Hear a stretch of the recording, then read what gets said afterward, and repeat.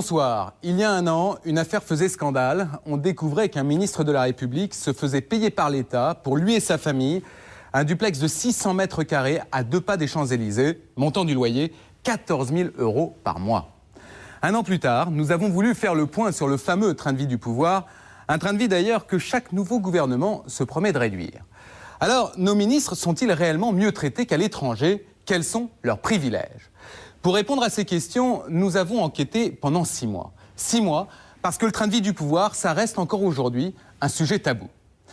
Comment cet argent public, c'est-à-dire le nôtre, le vôtre, est-il dépensé?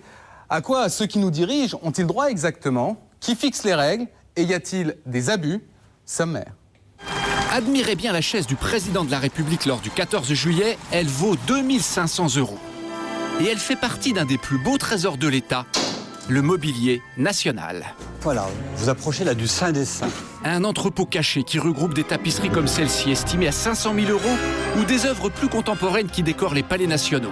Seulement voilà, beaucoup d'entre elles s'évanouissent dans la nature. Je n'ai aucun moyen de la retrouver, voilà, c'est perdu. Enquête sur les mystérieuses disparitions des œuvres d'art de l'État. Si vous aimez les appartements fin de siècle, vous adorerez ceux du ministère de la Justice. Bienvenue Place Vendôme, une des plus belles places du monde. Mais si vous les préférez plus modernes, direction le ministère des Finances. Je vous ai dit tout à l'heure qu'on est très gâtés. Les appartements des ministres font rêver, mais ils peuvent aussi causer leur perte. L'année dernière, Hervé Guémard devait démissionner de Bercy. Alors depuis cette affaire d'État, qu'est-ce qui a vraiment changé dans les logements de fonction des ministres? Georges Frêche dirige le conseil régional de Languedoc-Roussillon d'une main de fer. Écoutez, du calme, plus on est gentil avec vous, plus vous en voulez, vous êtes comme un gosse.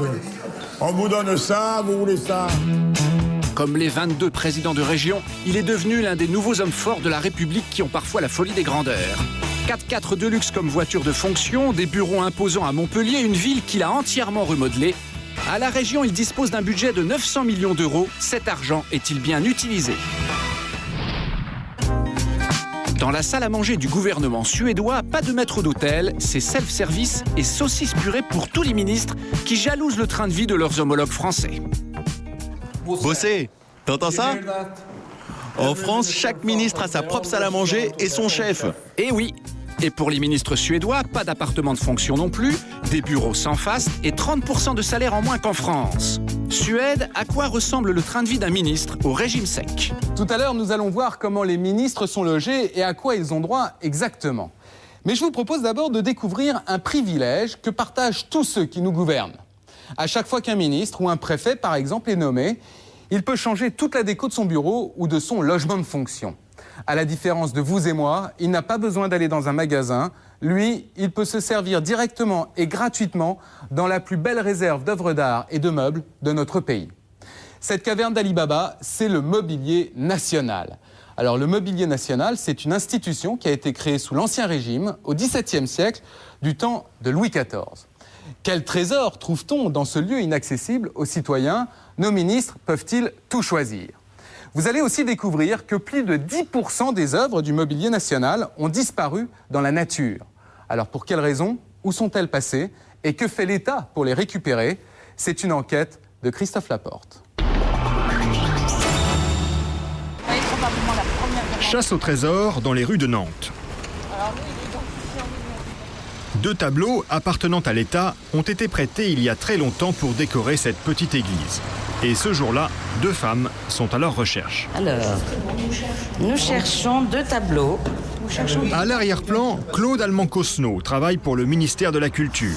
Elle est accompagnée d'Irène Gilardot, représentante des services du patrimoine de la ville de Nantes. C'est en dépôt depuis quand? 1849 et l'autre 1843. Ils étaient en dépôt? Oui. Alors... Le temps passe, hein?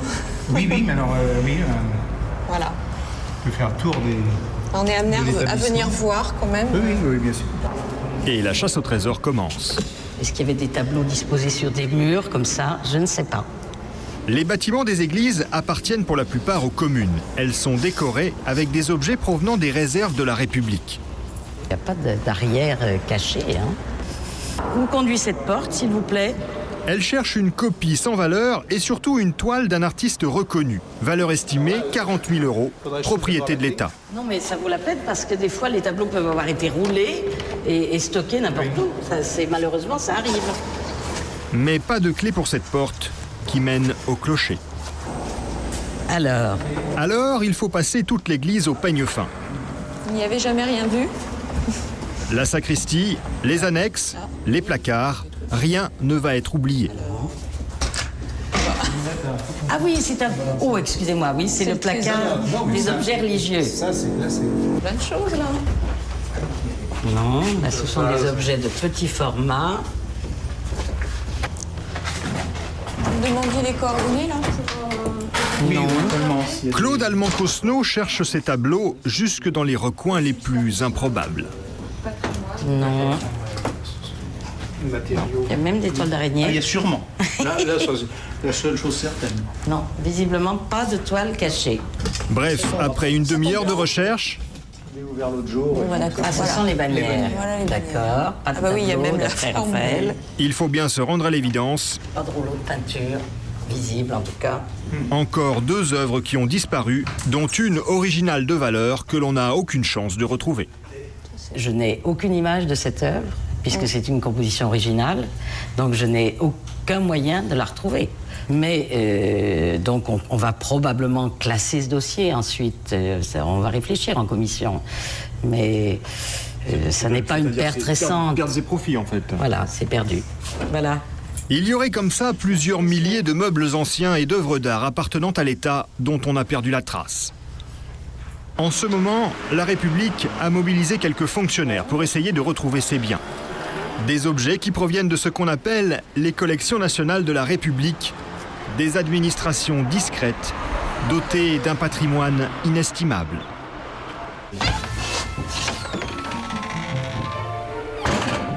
De gigantesques réserves où sont conservés des milliers d'objets acquis par l'État depuis plus de 2 siècles. Du mobilier ancien, mais aussi des œuvres d'art contemporaines qui servent à décorer les palais nationaux, les préfectures, les ambassades. Nous avons voulu savoir comment fonctionnait cette institution et d'abord qui a droit à ces trésors. Ce 30 juin 2005, grand remue-ménage au ministère de la Mer.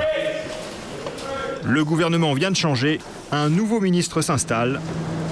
Il s'appelle Christian Estrosi, secrétaire d'État à l'aménagement du territoire. Comment allez-vous? Il est accueilli par son prédécesseur. Pour commencer, on fait d'abord le tour du propriétaire et aussi le tour du mobilier. Et alors, la particularité, c'est que tu as un globe terrestre qui fait partie des quelques globes réalisés par le président Mitterrand. On découvre ici Latché et un peu plus loin Solutré. Et ce sont les seuls globes terrestres sur lesquels figurent Latché et Solutré. Donc ça te permettra de méditer En matière d'aménagement du territoire. C'est une forme d'aménagement du territoire très personnelle, il faut bien le dire. Comme tout ministre qui emménage, Christian Estrosi aura le droit de choisir son mobilier. Style moderne ou ancien, il pourra meubler son bureau selon ses goûts. Il aura le choix, car il y a dans les réserves de la République largement de quoi satisfaire les envies de chaque ministre. À chaque fois qu'un nouveau gouvernement prend ses fonctions, dans la cour des ministères, c'est la valse des camions de déménagement, comme ici à Matignon.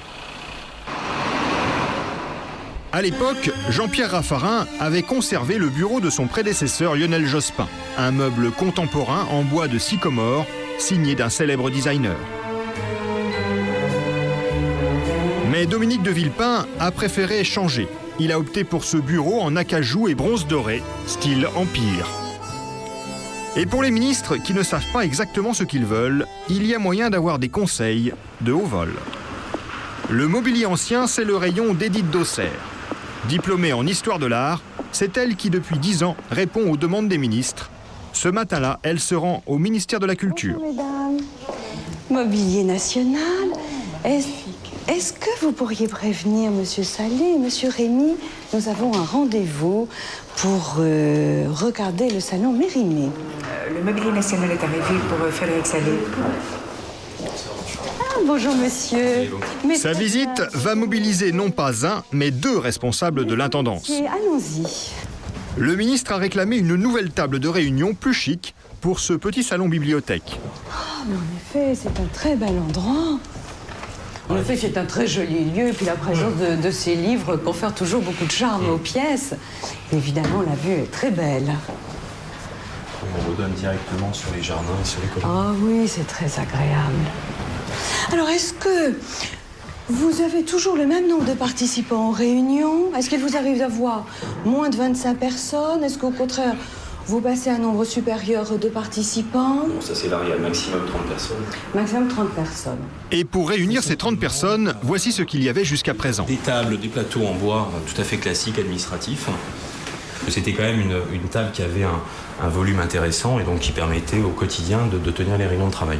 Alors on a envie de vous demander, mais pourquoi changer dans ce cas, si tout allait bien? L'idée était évidemment intéressante d'associer la création contemporaine dans cette salle de réunion qui est régulièrement utilisée par le ministre et qui sert en quelque sorte de vitrine à la création contemporaine. Voilà. Alors, je vais vous proposer... Voici donc ce que leur propose à la place la conseillère en ameublement. Je vous ai amené une photo de cette table et la grande invention est évidemment que les pieds peuvent se transformer en allonge. Donc je ne sais pas si vous voyez très bien comment... Une table d'un style tout à fait contemporain qui n'existe qu'en un seul exemplaire. Cette table... C'est très bien, c'est le bleu culture. C'est le bleu culture, donc vous voyez comment... Et en plus, elle est de la même couleur que le logo du ministère. Pour les chaises, Edith Dosser propose carrément d'acheter une trentaine de créations en plexiglas d'un grand designer. Voilà la forme de cette chaise d'après Philippe Starck. Et là, je pense qu'il peut y avoir un mariage, peut-être audacieux, certainement, mais qui serait élégant et... Moi, ça, je vais le soumettre à la fois au directeur de cabinet puis au ministre. Donc ça, bien sûr. Changer une table au ministère, c'est une décision qui ne se prend pas à la légère. Après une demi-heure de discussion à 3, il faudra finalement attendre encore le feu vert du ministre et plusieurs échanges de courriers. Pourtant, la table se trouve dans une réserve pas très loin de là. Paris, 13e arrondissement. Ce bâtiment en béton abrite les collections du Mobilier National, une administration créée par Colbert au XVIIe siècle, le garde-meuble de la République. Ah mais il est là qu'on est bête. Allez, on descend. Arnaud Brejon de Lavernier est directeur des collections du Mobilier National. Là, on va dans une réserve, tout. Ici, ministres et présidents se fournissent en meubles de prestige. Il nous a fallu des semaines avant de pouvoir pénétrer avec une caméra dans ces réserves sur lesquelles ils veillent jalousement. Et là, nous entrons donc dans une réserve donc de 400 mètres carrés qu'on appelle la réserve des tapisseries et tapis. C'est une réserve qui est en fonction donc depuis 1937, donc l'année d'ouverture donc du bâtiment. Ça ressemble au stock d'un marchand de tapis, mais ne vous y trompez pas, tout ce qui est entassé sur ces rayonnages vaut des fortunes. Héritage de l'histoire, production maison et même acquisition sur des ventes aux enchères comme cette tapisserie du 17e achetée à New York, estimée aujourd'hui à plus de 500 000 €. Et quelques étages plus haut, du côté de la réserve de meubles, on n'est pas en reste non plus. Voilà, vous approchez là du Saint des Saints, le cœur un peu, le cœur du cœur de cette maison. La réserve de chaises, c'est le péché mignon de M. Brejon. Il a une passion toute particulière pour les sièges qui ont appartenu à des grands hommes de l'histoire de France. Voilà, c'est le meuble, le siège, pardon, le fauteuil qui a servi donc, pour Napoléon.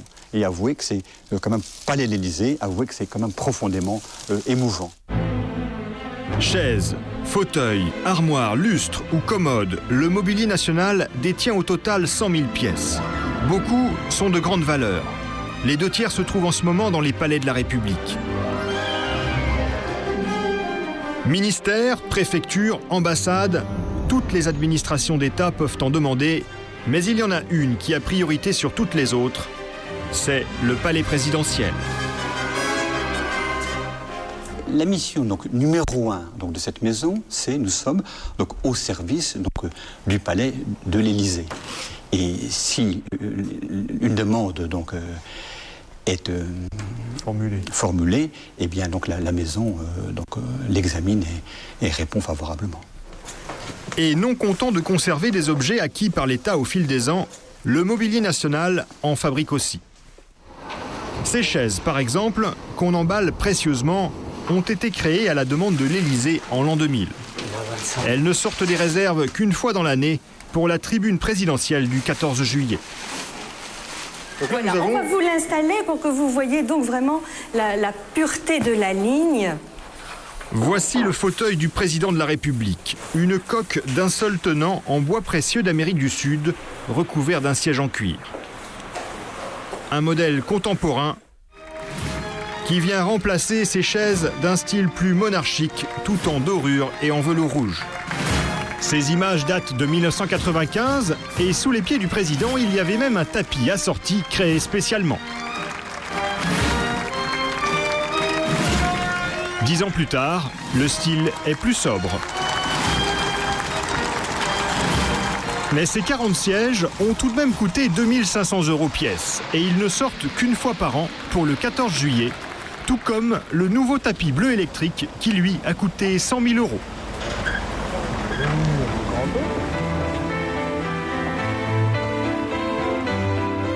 Avec ces commandes de l'État, le Mobilier National permet de conserver des emplois d'artisans hautement qualifiés qui sans lui auraient sans doute disparu.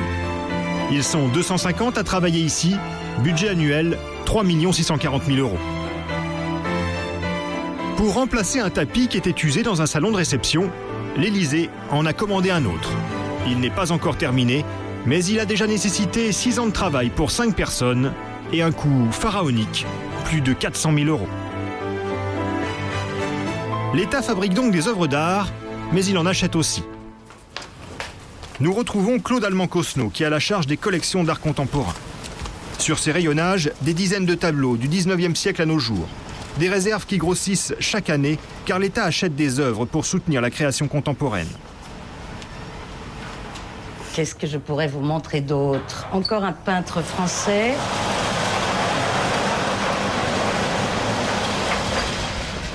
Une œuvre de Bernard Pifaretti. Voilà, une grande peinture.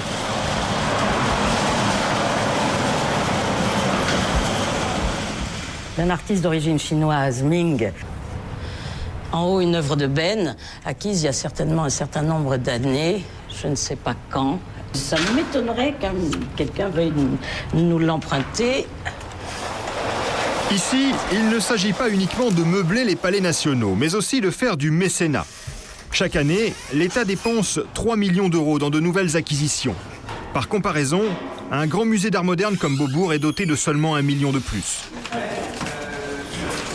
Aujourd'hui, c'est justement le jour où se réunit la commission d'achat des œuvres d'art. Autour de cette table, des fonctionnaires du ministère de la Culture, un critique d'art et un collectionneur privé. Ce sont eux qui vont décider quelles œuvres l'État va acheter cette année. Mais je vous rappelle que le budget ne nous le permet pas. Ce jour-là, ils vont dépenser 700 000 €, presque le tiers de leur budget. Des œuvres ont été présélectionnées. Elles sont présentées avec à chaque fois un petit topo sur l'artiste et son œuvre, morceau choisi. Il est d'ailleurs diplômé sur la géologie arctique du Quaternaire, une peinture qui ne se veut ni romantique ni de paysage, et qui est, je crois, une méditation sur les catégories esthétiques, faite de strates, de rythmes, de plages, ou de ce que lui-même appelle des détails agrandis. Après 15 minutes d'exposé, la commission a voté oui pour ce tableau jaune acheté 80 000 €. Pendant 2 jours, elle va se prononcer sur les œuvres de 42 artistes. C'est maintenant le tour d'un grand classique de l'art contemporain, le monochrome. L'artiste est américain et si l'on en croit son catalogue, c'est un spécialiste du genre.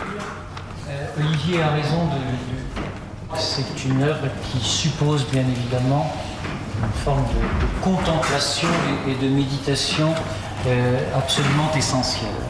Je pense que ces œuvres nous encouragent à éprouver la couleur non comme simple surface, mais aussi comme phénomène livré entièrement à la vision et résistant au langage.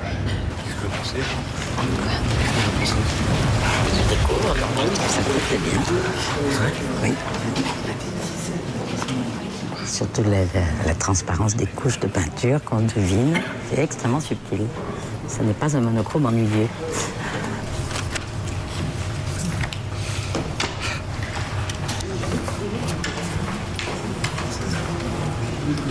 Là encore, la commission vote oui.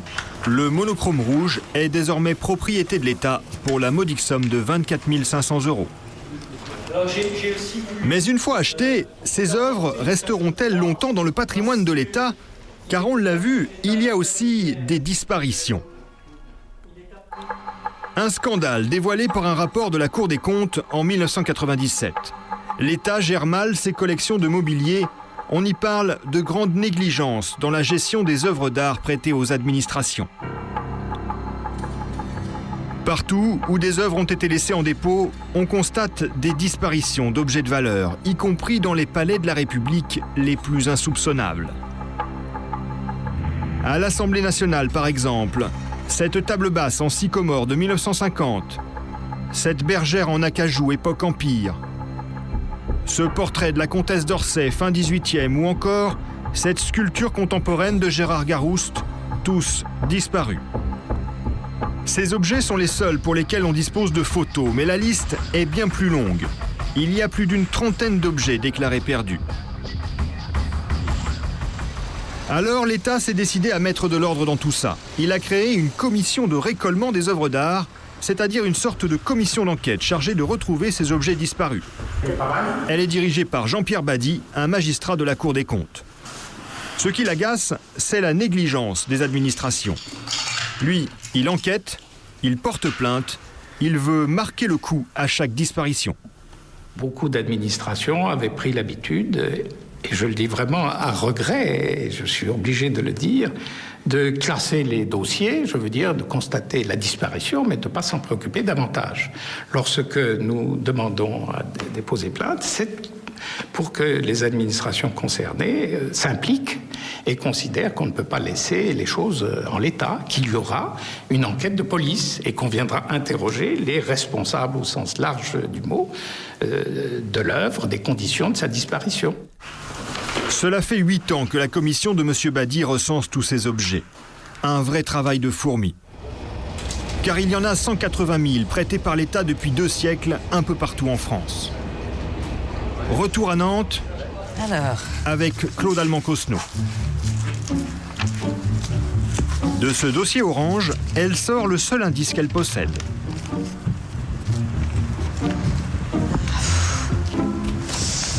Pas exactement. C'est pas exactement ça. Non. Elle cherche une sculpture métallique prêtée à la ville il y a 10 ans. Hop là. L'œuvre est censée se trouver dans un jardin public, mais lequel? D'après la photo dont elle dispose, ce devrait être celui-ci, mais elles n'en sont pas vraiment sûres.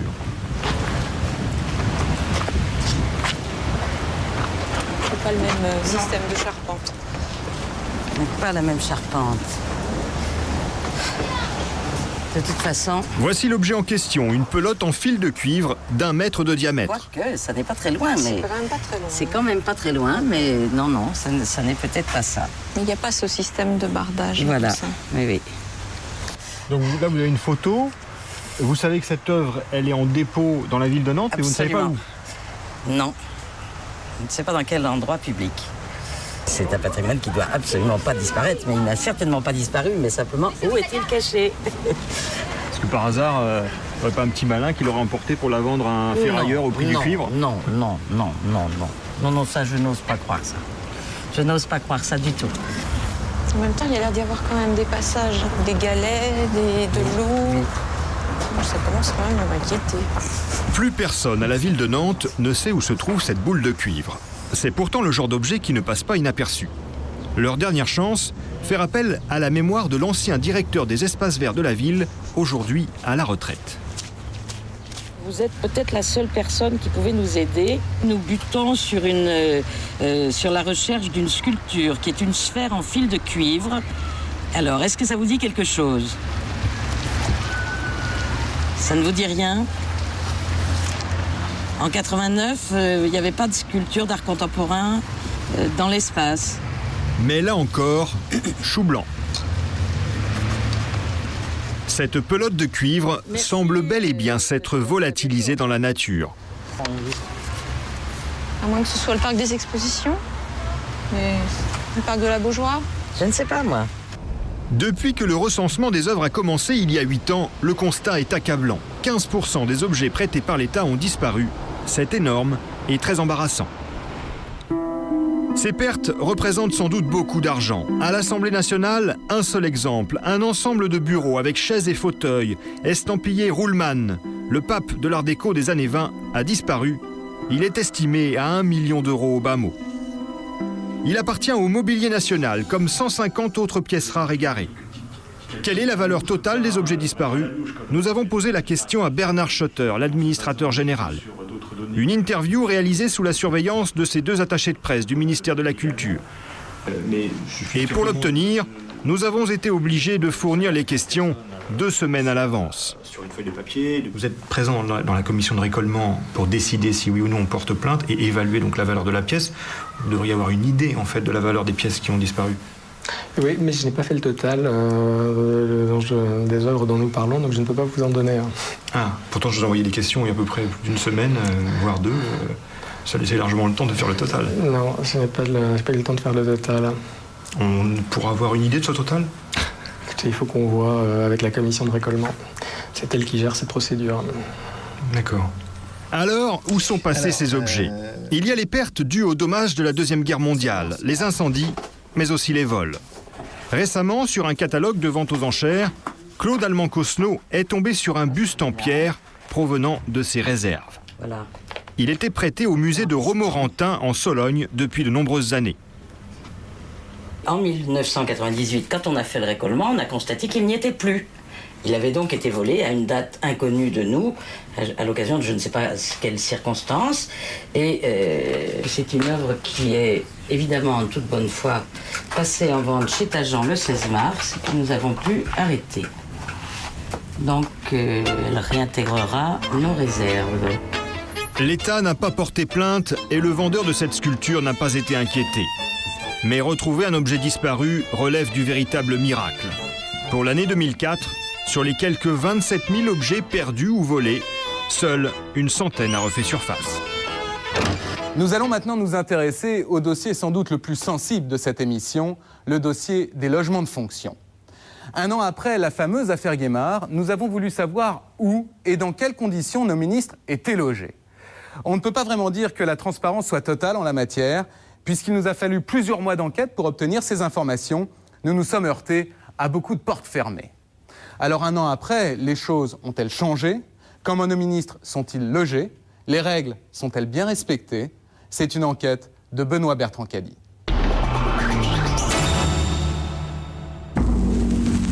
C'est une première dans l'histoire de la République.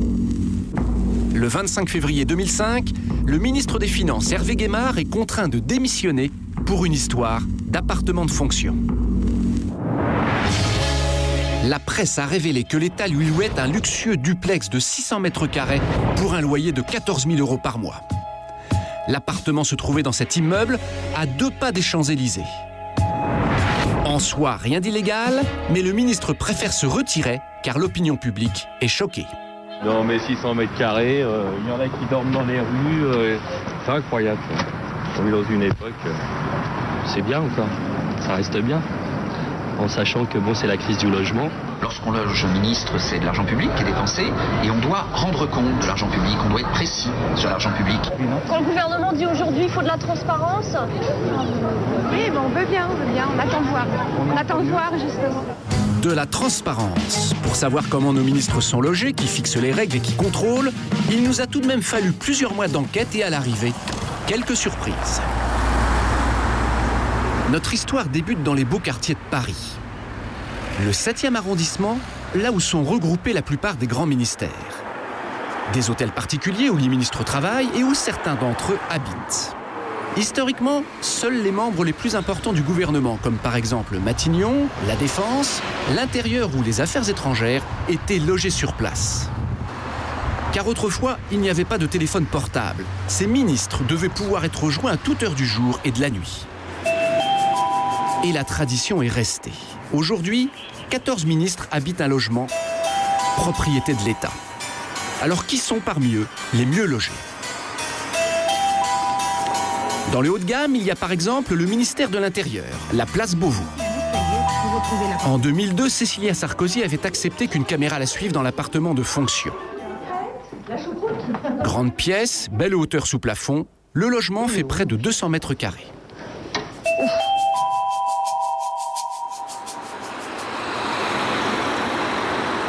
Dans le grand standing, si vous préférez le moderne, choisissez plutôt Bercy. Derrière ces fenêtres, il y a 3 appartements de fonction réservés au ministre des Finances, à celui du commerce extérieur et à celui du budget. Il y a 1 an et demi, Alain Lambert était encore ministre du budget et occupait l'un de ces appartements. En dehors des livres de comptes, M. Lambert a un péché mignon, il adore faire des photos. Voici quelques souvenirs de son logement de fonction à Bercy. Voilà le salon. Vous avez ici un piano, et le salon qui est totalement entouré de murs de verre, si j'ose dire. Et vous êtes sur la scène, vous avez l'impression d'être sur un paquebot, quoi. Ça, c'est une toute petite salle à manger dans laquelle vous prenez votre petit déjeuner le matin. Combien de mètres carrés fait cet appartement, en fait? 200, je crois. Ah non, vous êtes très bien. Je vous ai dit tout à l'heure qu'on est très gâtés. Et si c'est une vue que vous recherchez, voici sans doute la plus prestigieuse. La place Vendôme, là où se trouve l'appartement de fonction du ministère de la Justice. En 2002, Dominique Perben, alors garde des Sceaux, avait accepté d'ouvrir les portes et les fenêtres de son ministère à une caméra de télévision. Bienvenue Place Vendôme, une des plus belles places du monde, construite par Louis XIV. Là, on est dans un salon qui est le salon un petit peu de réception, où je reçois en particulier beaucoup de parlementaires, beaucoup de magistrats, les gens avec qui j'ai l'habitude de travailler. À côté, il y a une salle à manger. L'appartement se trouve derrière ces salons. Et c'est Madame Perben en personne qui nous le fait visiter. Toutes les pièces de l'appartement donnent sur la place Vendôme, qui est un endroit complètement magique. C'est l'endroit où on vit, donc c'est une pièce qui a moins de dorures. Mais les pièces vraiment privées du ministère de la Justice, il n'y en a pas beaucoup, puisqu'on a juste 2 pièces. Bref, c'est très beau, mais pas immense. Et oui, les ministres qui ont les plus grands appartements ne sont pas forcément ceux qu'on croit. Le champion toute catégorie, c'est le ministre délégué aux anciens combattants, Amlaoui Mekachera. Son appartement se trouve dans cette aile de l'hôtel des Invalides. Selon nos informations, il mesure environ 250 mètres carrés. À l'opposé, voici maintenant l'un des logements de fonction les plus petits. Certes, il bénéficie d'un grand jardin, celui de l'hôtel Matignon, mais l'appartement privé des Villepin ne fait que 80 mètres carrés. Voici donc pour ceux qui sont logés sur leur lieu de travail. Mais ce n'est pas le cas de tous les ministres. On l'a découvert l'an dernier, certains louent un appartement aux frais de la République. Et en matière de location, pendant longtemps, il n'y avait pas de règles. Tout change en 1990 avec Michel Rocard.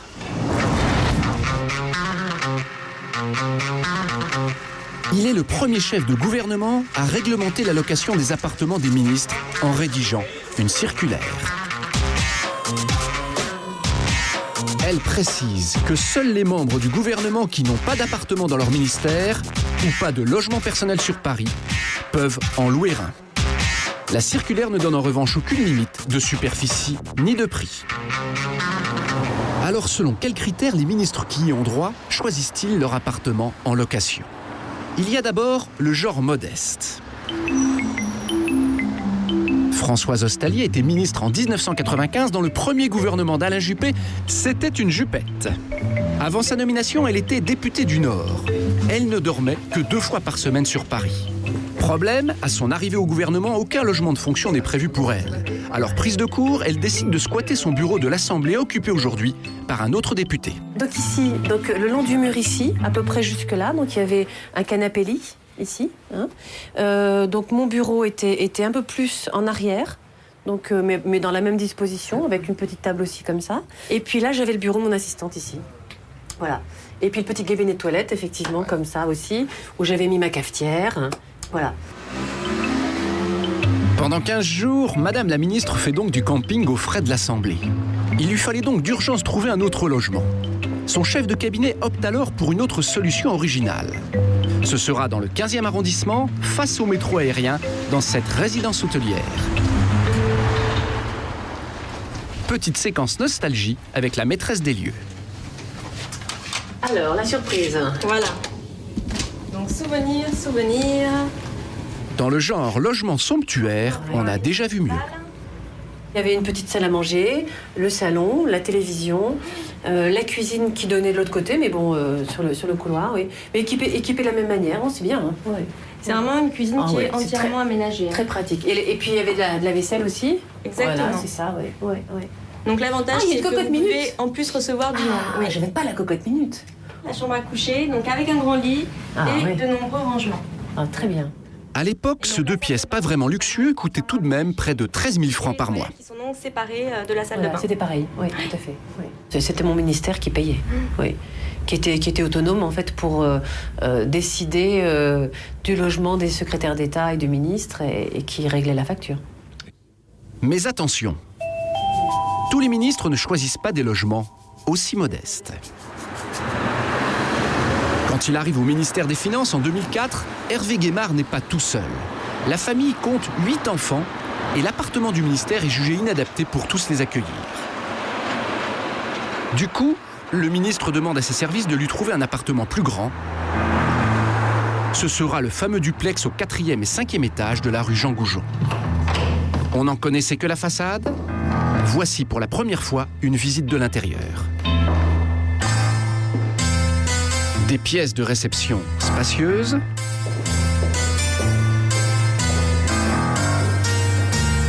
Un couloir qui n'en finit pas. Il y a au total 15 pièces, avec 10 chambres, 8 salles de bain, avec baignoire ou douche. L'appartement compte également de nombreux rangements. Au total, 590 mètres carrés pour un loyer de 14 000 € par mois. Mais Hervé Guémard était à l'époque aussi propriétaire d'un logement de 250 mètres carrés en plein cœur de Paris, logement qu'il avait mis en location. Il était urgent pour le gouvernement de réagir. Le gouvernement a voulu désamorcer au plus vite la polémique. Dès hier soir, Jean-Pierre Raffarin a modifié les règles sur les logements de fonction des ministres. Jean-Pierre Raffarin veut mettre une bonne fois pour toutes les choses au clair. Il rédige donc une nouvelle circulaire. Elle précise cette fois que les ministres qui louent un appartement auront droit à 80 mètres carrés, plus 20 mètres carrés par enfant à charge. Raffarin veut mettre une bonne fois pour toutes les choses au clair. Il rédige donc une nouvelle circulaire. Elle précise cette fois que les ministres qui louent un appartement auront droit à 80 mètres carrés, plus 20 mètres carrés par enfant à charge. Un an plus tard, cette règle est-elle respectée? Officiellement, 11 ministres disposaient il y a un an d'un logement loué par l'État. Ils sont 4 aujourd'hui. Gérard Larcher, le ministre délégué à l'Emploi, Christian Jacob, le ministre de la Fonction publique, Philippe Bas, à la Famille, ou encore Azouz Begag, le ministre délégué à l'égalité des chances. Selon Matignon, tous ont une superficie conforme à la circulaire Raffarin. Mais aucun d'entre eux n'a souhaité nous faire visiter son appartement. Un ministre, ce n'est pas un locataire comme les autres. Alors comment s'y prennent-ils pour rechercher un logement?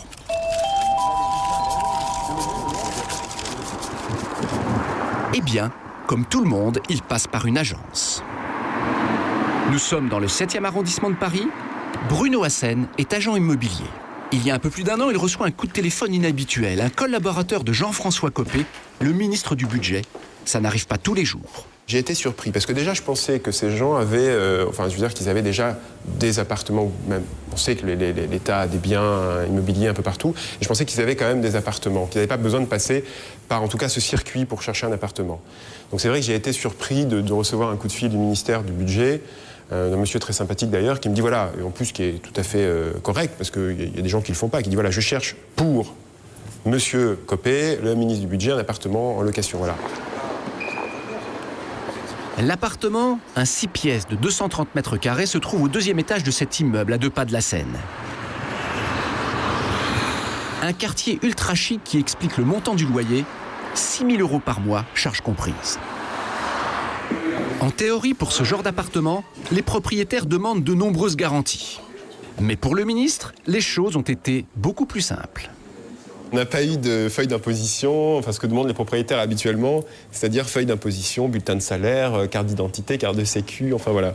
En plus, la plupart des propriétaires cherchent le dossier, l'ultime dossier, le meilleur des dossiers. Je me suis dit là, la plupart, enfin vous le savez, les propriétaires veulent louer à des fonctionnaires, des gens. Là, on avait le fonctionnaire, donc bon, bah voilà, je me suis dit après tout, pourquoi pas. Seulement voilà, être ministre comporte beaucoup d'avantages, mais aussi quelques inconvénients. Par exemple, la précarité de l'emploi. Ils peuvent tous sauter du jour au lendemain leur appartement de fonction avec. Du coup, les services du ministère qui ont rédigé le bail de Jean-François Copé ont revu à la baisse le préavis de 3 mois pour quitter l'appartement, comme pour n'importe quel salarié licencié. Dans l'hypothèse de la cessation des fonctions gouvernementales de M. Copé, ce délai de préavis sera ramené à 1 mois.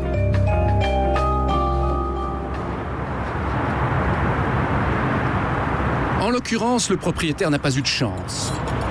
Son ministre locataire devra quitter les lieux au bout de 6 mois seulement.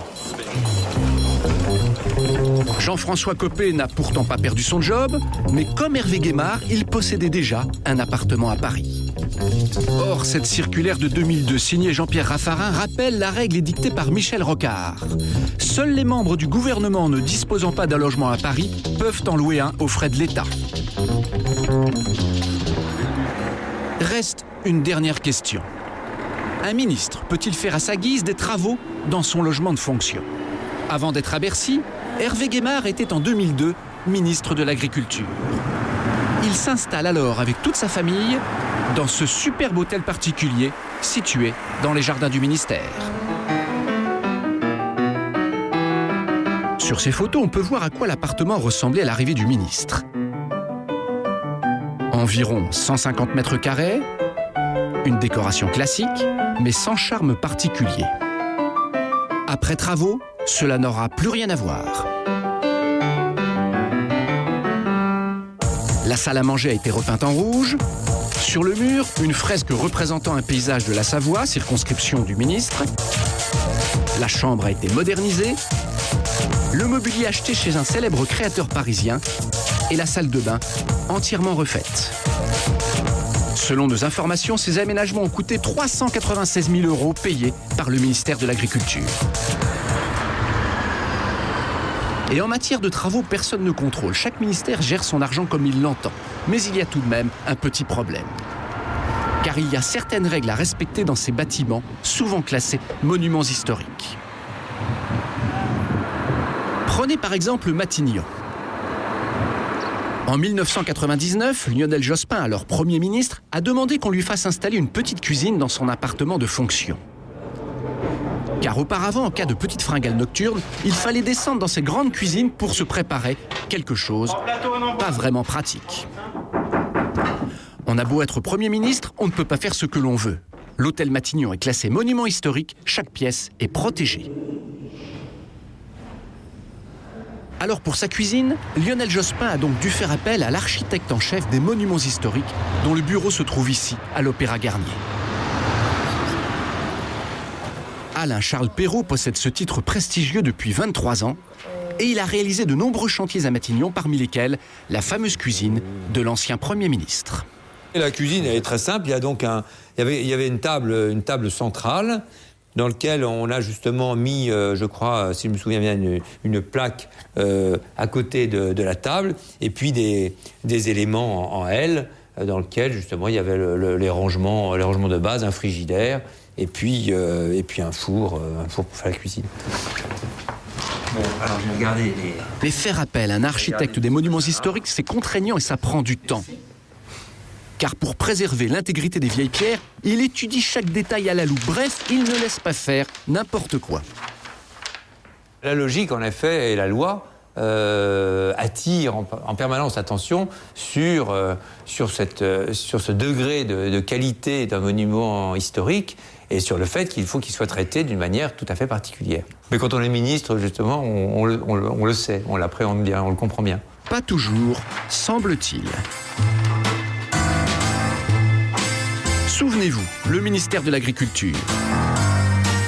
Comme Matignon, cet hôtel particulier du XVIIIe siècle est classé monument historique. Or, selon nos informations, aucune autorisation de travaux n'a été demandée pour refaire l'appartement de fonction du ministère. Nous avons contacté Hervé Guémard à ce sujet, mais il n'a pas souhaité répondre à nos questions. Un an a passé depuis la polémique sur les logements de certains ministres, mais le dossier reste sensible. Aujourd'hui, sur les 32 membres du gouvernement, seuls 18 occupent un appartement de fonction. Mais aucun d'entre eux ne nous a autorisés à le filmer. On ne peut pas dire que les ministres soient vraiment transparents. Pourquoi un tel silence, Roselyne Bachelot? Merci d'être avec nous sur ce plateau ce soir. Vous êtes députée au Parlement européen. Vous avez été ministre sous le gouvernement Raffarin, ministre de l'écologie, pendant 2 ans. Comment vous expliquez cette opacité de la part des ministres concernant leur logement de fonction? Je pense qu'on ne s'est pas remis d'avoir guillotiné notre roi en 1793 et qu'on vit toujours sous une conception qui veut que le pouvoir s'accompagne des ors et puis d'un décorum. Et c'est véritablement le challenge qui nous attend, c'est de faire de notre pays une démocratie moderne. S'il y a une perte de confiance entre les citoyens et leurs gouvernants, c'est aussi parce qu'ils ont le sentiment qu'on leur cache des choses, et je ne vois pas pourquoi d'ailleurs on les cache.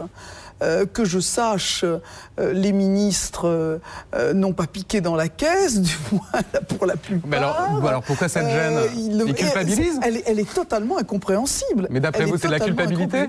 Peut-être, une sorte d'habitude totalement incompréhensible, et on aurait tout à gagner à jouer dans la transparence. Alors vous, quand vous avez découvert votre logement de fonction au ministère de l'écologie, est-ce que c'était un logement plutôt haut de gamme ou plutôt bas de gamme? C'était un très très beau logement, puisque c'était un logement au 6e étage du plus beau quartier de Paris, dans le quartier des Invalides, dans le 7e arrondissement, à 200 mètres donc des Invalides. Combien de mètres carrés? Je ne me rappelle pas, mais qui devait faire pas loin de 200 mètres carrés et qui était avec des grandes baies vitrées. Et quand j'ai vu cet appartement, j'ai demandé à le visiter, bien entendu, pour voir un petit peu dans quoi j'aurais pu habiter. Pourquoi vous n'y aviez pas habité? Non, c'était une décision que j'avais prise dès mon arrivée en fonction, que je n'habiterais pas dans ce logement pour des raisons d'éthique personnelle. C'est-à-dire? J'estime que je n'avais pas à être logé par la République. Et puis ensuite, je savais que ces fonctions sont assez éphémères et je voulais rentrer chez moi le soir. Et le jour où j'ai quitté le ministère, eh bien, je suis rentré chez moi comme si rien ne s'était passé. Pour éviter justement d'avoir des tentations de vouloir continuer à vivre dans du luxe? Voilà, je crois fondamentalement que les lieux vous impressionnent, vous impriment quelque part. Quand on vit dans les heures de la République, servi par des maîtres d'hôtel, du personnel, on vit plus comme les Français. Et je crois qu'on se coupe d'eux à la fin. Donc vous dites, il faut un train de vie beaucoup plus modeste. Tout à fait. Alors justement, on voyait dans le reportage qu'il n'y a pas de plafonnement des dépenses en matière de travaux. Est-ce que vous pensez qu'il faut plafonner les dépenses en matière de travaux lorsque un ministre a envie de faire des travaux de décoration, ce qui peut aussi sembler un peu normal? Je trouve qu'un ministre n'a pas à faire de travaux de décoration. Pas de dépenses de décoration, vous êtes contre? Je suis tout à fait contre. D'accord. Vous savez, on voit des ministres arriver quelquefois pour... on l'a vu dans les derniers moments, dans le ministère de l'écologie par exemple, il y a eu 5 ministres de l'écologie en 5 ans. Vous voyez, chaque ministre de l'écologie qui a duré en moyenne 1 an, moi j'ai eu de la chance, j'en ai duré 2, décider qu'il aime l'orange, et puis le successeur, lui, il aime le jaune, et à chaque fois on change... Oui, ça serait beaucoup d'argent dépensé pour rien. Oui. Alors, si on regarde ce qui est prévu en termes de logement de fonction chez nos voisins européens, on s'aperçoit que les ministres français sont les plus privilégiés. Par exemple, en Allemagne ou en Italie, aucun ministre n'a le droit à un logement de fonction.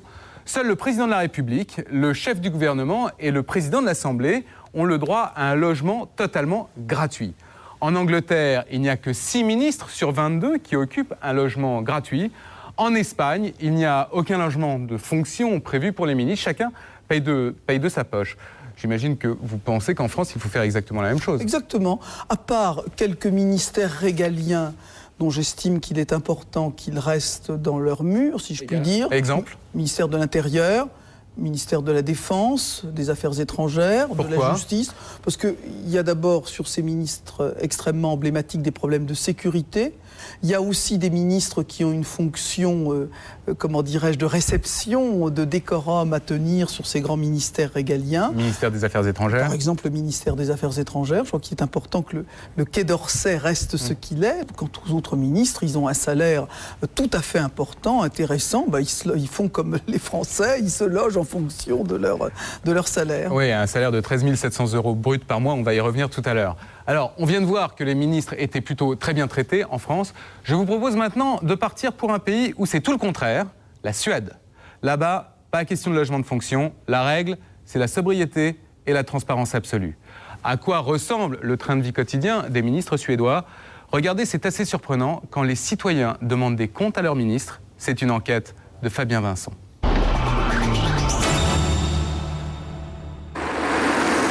Au sud de la Suède, l'aéroport d'Halmstad. On nous a dit qu'un ministre du pays devait débarquer ici pour une visite officielle. Seulement, ni force de l'ordre, ni voiture officielle en vue. Le ministre, le voilà. Il est juste avec sa directrice de cabinet. Depuis 10 bonnes minutes, ils attendent dans le froid glacial que quelqu'un vienne les chercher. Vous attendez quelqu'un ? Oui, on attend le responsable de cette visite. Elle a téléphoné, mais elle s'est trompée d'heure. La directrice de cabinet n'a pas l'air plus énervée que ça, même si le programme est chargé. Oh, elle arrive. D'ailleurs, la voilà. La voiture du ministre est avancée. C'est une grosse voiture ? Non, c'est une petite voiture. Mais c'est toujours mieux que de marcher. En fait, pour la visite officielle, une simple secrétaire de mairie est venue les chercher avec sa voiture personnelle. Bonjour. Merci beaucoup. Notre illustre visiteur prend la situation avec le sourire. Car tous ces déplacements se passent comme ça. Ni grosse voiture, ni gyrophare, ni motard. Pourtant, il est le ministre de l'Éducation nationale, un des plus gros portefeuilles du gouvernement suédois. Sa première étape, c'est ce lycée. Le ministre doit y rencontrer des élèves. Bonjour, je suis la personne qui doit vous guider. Enchanté, je suis ravi de vous voir. Super de vous voir en vrai. En fait, Ibrahim Baylan est un des politiciens les plus populaires de Suède. Vu de France, son parcours paraît incroyable. Le ministre n'a que 33 ans, c'est un immigré né en Turquie. Il a commencé dans la vie comme serveur de restaurant, puis il a été leader syndical. En Suède, il ne faut pas forcément avoir fait une grande école pour accéder aux plus hautes responsabilités. Je vous présente Ibrahim Baylan. Un de ses trucs favoris, c'est de plaisanter sur ses origines modestes. Mes parents sont arrivés de Turquie au début des années 80 à cause d'un coup d'état militaire. Et là-bas, j'avais devant moi une brillante carrière de gardien de chèvre. Il y a de plus en plus d'élèves qui sèchent les cours. Que comptez-vous faire ? Jeudi prochain, ou celui d'après, je proposerai au gouvernement qu'on impose une nouvelle règle à chaque école. Prévenir les parents chaque fois qu'un élève est marqué absent, et puis en discuter avec eux. Connaître ces dossiers, c'est important pour un ministre. Mais il y a une qualité aussi essentielle que les Suédois exigent de leurs dirigeants. C'est qu'ils vivent comme monsieur tout le monde, avec modestie. Stockholm, la capitale de ce pays de 9 millions d'habitants. Un des États en Europe où les impôts sont les plus élevés. Hôpital, école, police, les services publics y sont très développés. Mais attention, dans ce pays de tradition protestante, on ne badine pas avec l'argent du contribuable.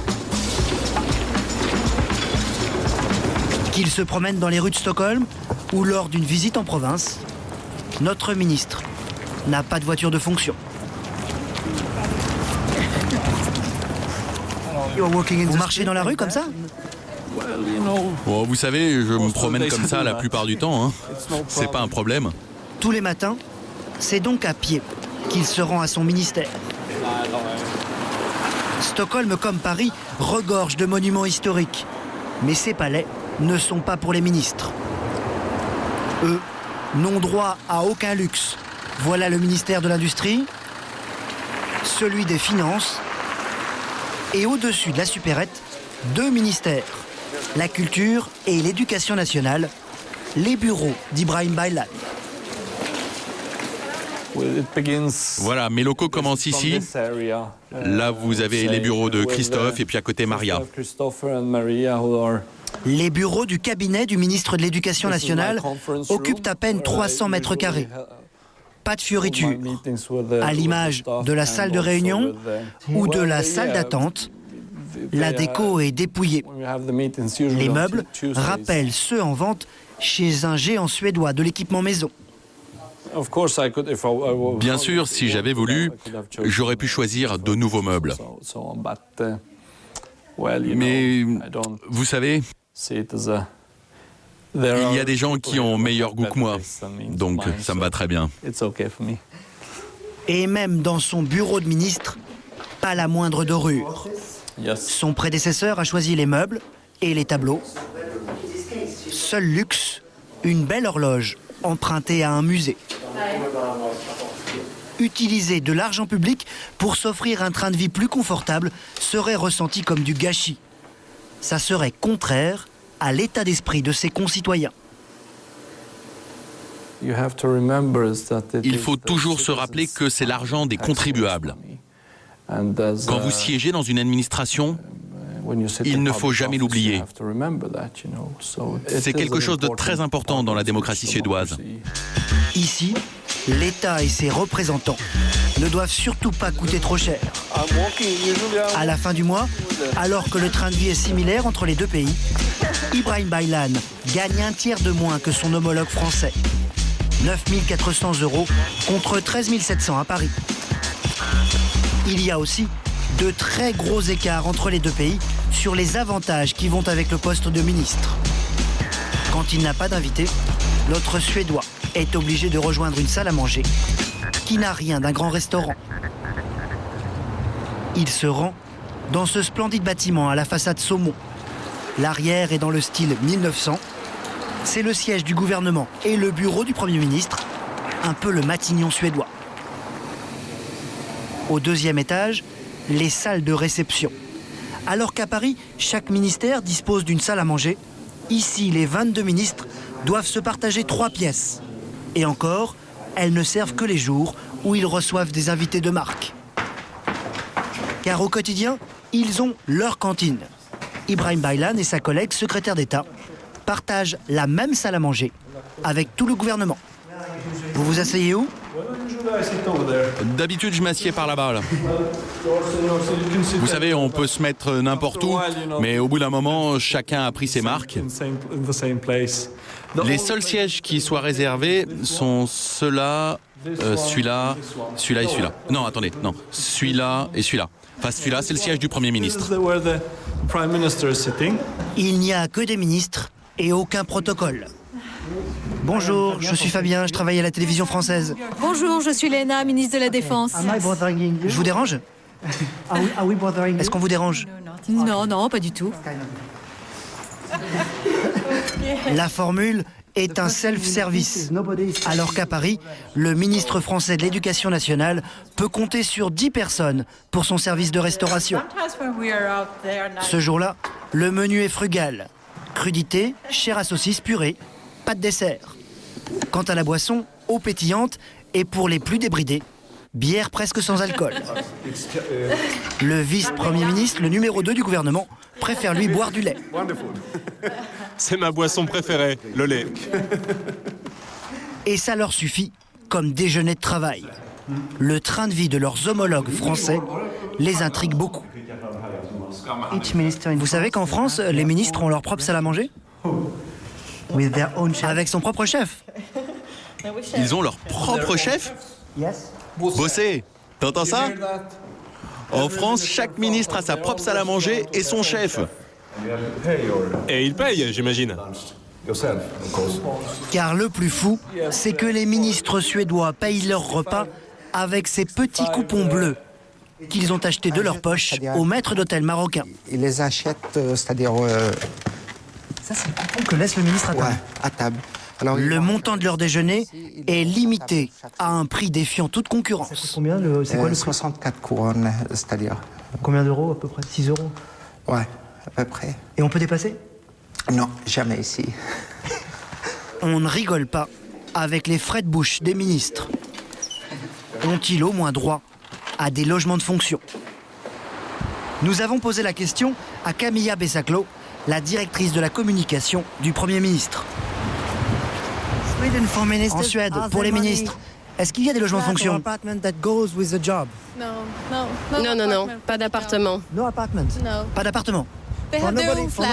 Ils n'ont pas d'appartement. Ils ont leur appartement personnel. Il n'y a pas d'avantage alors? Eh bien non. En fait, il y a tout de même un logement de fonction pour le Premier ministre. À 100 mètres du siège du gouvernement, c'est dans ce petit hôtel particulier.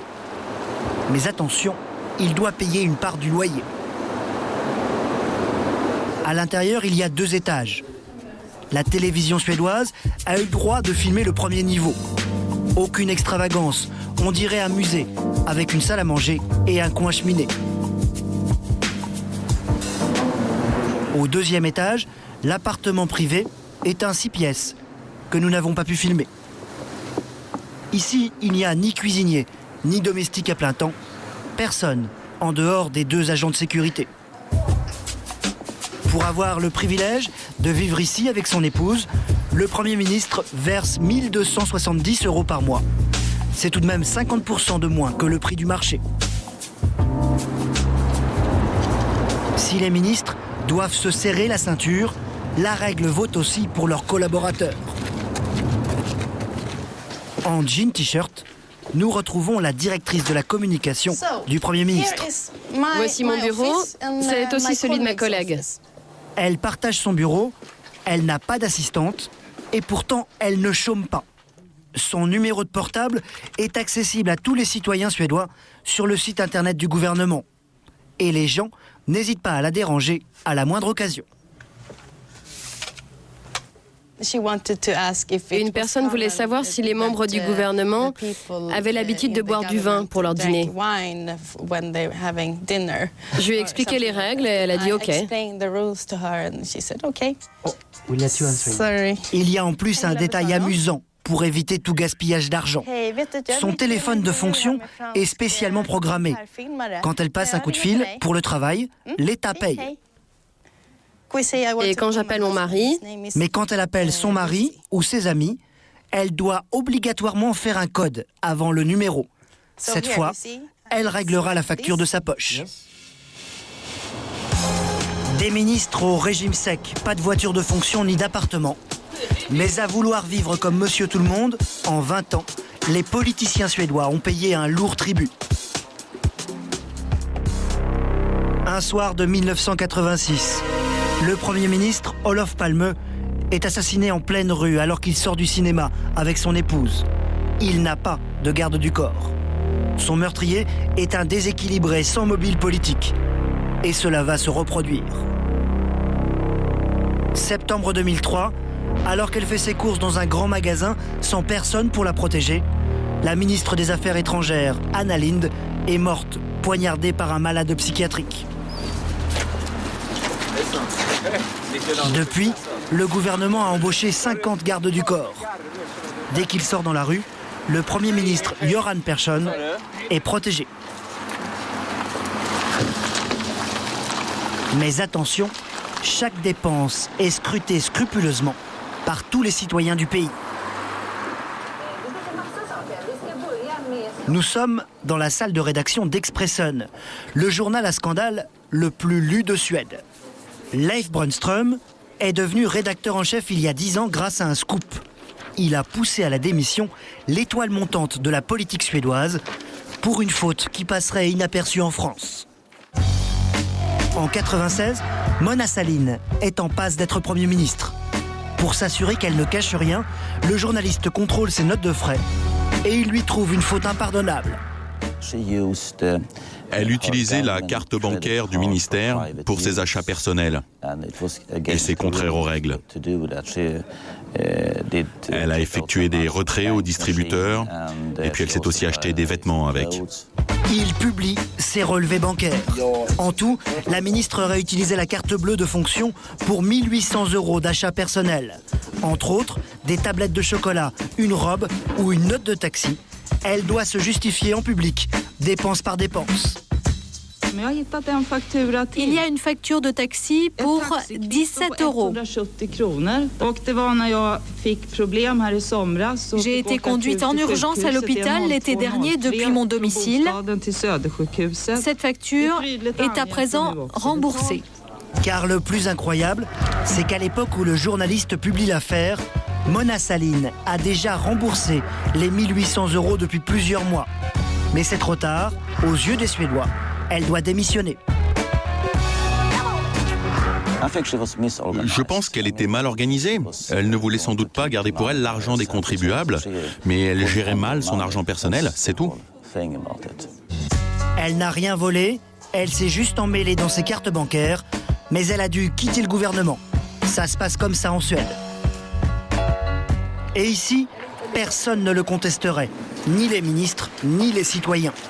N'importe qui peut consulter très facilement les notes de frais des dirigeants. Mais en pratique, seuls les journalistes le font régulièrement. Cécilia Garmet est reporter pour Expressen. Sa spécialité, les dépenses des ministres. Chaque semaine, elle épluche les comptes de l'un d'entre eux. On va où là ce matin ? On va au ministère de l'Éducation, voir les factures de représentation du ministre de l'Éducation, Ibrahim Baylan. Et tout est fait pour lui faciliter la tâche.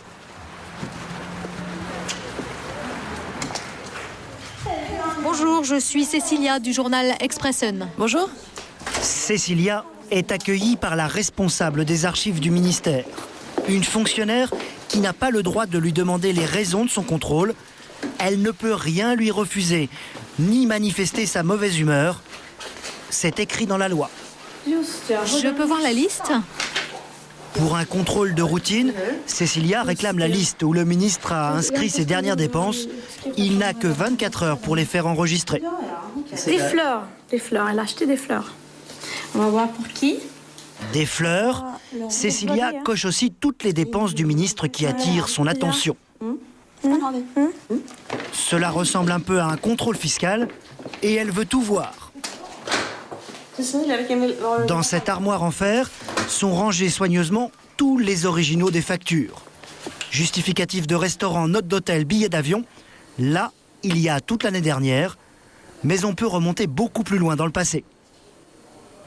Vous gardez combien de temps les originaux des factures ? Pour toujours. Forever. Oui, pour toujours. On ne les détruit jamais. Jamais ? En cas de fraude, même 50 ans après, on pourra retrouver les notes de frais d'un politicien trop dépensier. Et ce n'est pas tout. Le ministre doit fournir des notes de frais très détaillées. Jus d'orange pour 7 personnes. Ils ont mangé 2 gâteaux à 59 couronnes. Soit 6 € pour le goûter, mais il y a plus chic pour le dîner. Ils ont bu du chablis, saumon. Saumon encore. Ils ont mangé pour 4 570 couronnes et ils sont 10 personnes. 45 € par personne, pour elle, rien à signaler. La loi ne fixe pas de montant maximum à ne pas dépasser. C'est Cécilia qui estime en son âme et conscience ce qui va choquer l'opinion publique. Et cela va jusqu'au prix d'un bouquet de fleurs offert par le ministre à un directeur d'école. Et c'est combien de bouquet ? 250 couronnes. Donc 25 €. Oui. C'est un beau bouquet. Oui. Ça va. Les dépenses, à quel moment vous considérez qu'une dépense pour vous est excessive ou pas ? Il fait pour 1000 couronnes par exemple, 100 €. Ça c'est quand même un très grand bouquet. Dans ce moment-là, on va voir, est-ce qu'on donne toujours des bouquets comme ça ? Si c'est une exception, le ministre va probablement dire c'était peut-être un peu excessif. Et dans ce cas, ça fera un article dans le journal du lendemain. Une telle transparence est très loin des pratiques françaises. À Paris, malgré nos demandes répétées, aucun ministère n'a répondu à nos questions sur les notes de frais. En Suède, cela fait 200 ans que tout le monde trouve ça normal. Ce que nous faisons, nous, en contrôlant ça, c'est pouvoir... qu'est-ce que vous dépensez personnellement avec l'argent des contribuables. Et c'est normal, pour nous, c'est normal. Vous savez, la Suède, c'est un pays très égalitaire, obsédé peut-être même par l'égalitarisme. Donc, c'est très important de ne pas trop dépenser.